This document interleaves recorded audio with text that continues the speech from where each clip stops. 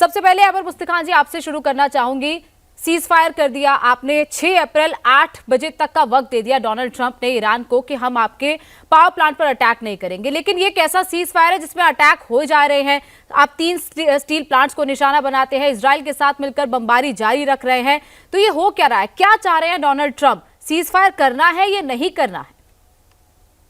आपका शुक्रिया, नमस्कार। डोनाल्ड ट्रंप इंतहाई एरेटिक पर्सनालिटी के मालिक हैं। उनका आपको जैसे मालूम है मेन्यू, जो बर्गर खा रहे हैं मैकडोनल्ड के, का दिमाग मेरे ख्याल में सही काम नहीं करता है। वो कह रहे हैं कि जो रिफाइनरी वगैरह है उस पे अटैक ना हो, बाकी चीज़ों पे हम अटैक जारी रखेंगे। इंडस्ट्रियल बेस ईरान का, उसको हम बिल्कुल मलियामेट कर देंगे। स्कूलों पे अटैक हो रहे हैं, बच्चे मारे गए हैं, तकरीबन 250 शागिर्द, उस्ताद और स्कूलों में काम करने वाले एम्प्लॉय 180 से ज़्यादा मारे गए हैं। तकरीबन 1900 लोग ईरान में मारे गए हैं। मसला यह है, देखें, डोनाल्ड ट्रंप भी जब भी आए थे एज अ नो वॉर इनका था, और इनके पास नो वॉर वाली बहुत बड़ी एक पॉइंट थी कि ये अगेंस्ट वॉर हैं। लेकिन और इनके जो अभी वाइस प्रेसिडेंट हैं वो इनके साथ नहीं है। वो उनको ये पसंद नहीं है कि जो कुछ भी हो रहा है। और ईरानियों ने अच्छा एक मुतालबा किया है कि भाई अगर हमें बात करना है तो जेडी वॉन्स से करेंगे, क्योंकि वो जो जेरेड कुशनर हैं जो इनके दामाद, और जो स्टीव विटकॉफ जो बिलियनियर हैं, और आपको शायद याद होगा कोई 35 साल पहले एक दिन ट्रंप साहब न्यूयॉर्क में बर्गर खाने गए थे, उसके पास पैसे नहीं थे, तो स्टीव विटकॉफ ने इनको बर्गर खिलाया था, वहां से इनकी दोस्ती शुरू हुई थी।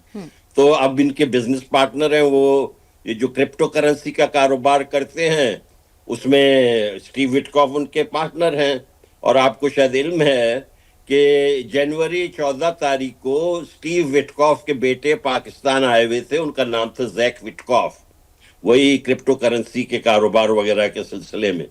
तो जो हमारे पाकिस्तान के 2 चौकीदार है ना, आसिम का मतलब है चौकीदार, वो आसिम मुनीर भी, आसिम मलिक भी, जैसे बिल्लियां जो है वो दूध को देख के आगे पीछे होती है, इसी किस्म से उसके आगे पीछे हो रहे थे। अब ये स्टीव विटकॉफ, शुक्र है कि ईरान ने कहा है कि भाई हम जेरेड कुशनर और स्टीव विटकॉफ से बात नहीं करेंगे, हम ये जेडी वॉन्स के अब आगे आ रहा है। अगर ये बात आगे निकलती है, देखिए लगता यह है कि जंग लंबा चलेगा, ये जल्दी खत्म होने वाला नहीं है। और दूसरी बात यह है कि अमेरिकियों की अकल कम है, पता नहीं क्या मसला है। अफगानिस्तान से ये शिकस्त खा के गए हैं। ईरान की आबादी अफगानिस्तान से 2 गुना ज्यादा है, और ईरान की जो पर कैपिटा इनकम है अफगानियों के मुकाबले में 10 गुना ज्यादा है। आप ईरानियों से मुकाबला नहीं कर सकते हैं।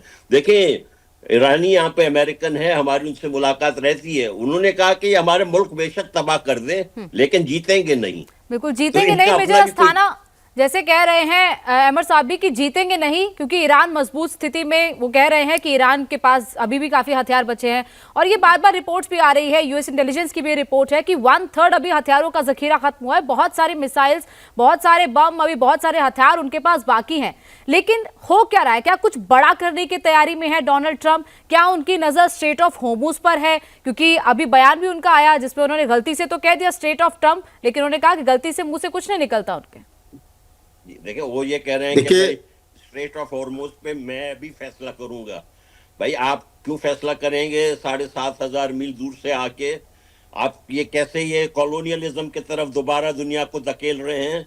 एक जमाना होता था गन बोट डिप्लोमेसी, ये वही उसी एरा की तरफ ले जा रहे हैं, वर्ल्ड वॉर 2 से पहले वाले की तरफ। ये क्या कर रहे हैं? ये इस तरह से तो दुनिया नहीं चलता है। ये इन्होंने वेनेजुला के सदर को लाके यहाँ पे अमेरिका में आके बंद कर दिया है। International order, rules based order, सब चीज की इन्होंने धज्जियां बिखेर दी हैं। ये कह रहे हैं कि भाई मोरालिटी जो भी है वो मैं डिसाइड करूंगा, मोरालिटी मेरी जो मर्जी है वही मोरालिटी है। ये तो इंतहाई इमोरल आदमी है। अमेरिका में इसके खिलाफ हद से ज्यादा लोगों में नफरत है, बहुत थोड़ी इसकी सपोर्ट बेस रह गई है। और उम्मीद है कि ये भी खत्म हो जाए। ठीक है अमजद जी।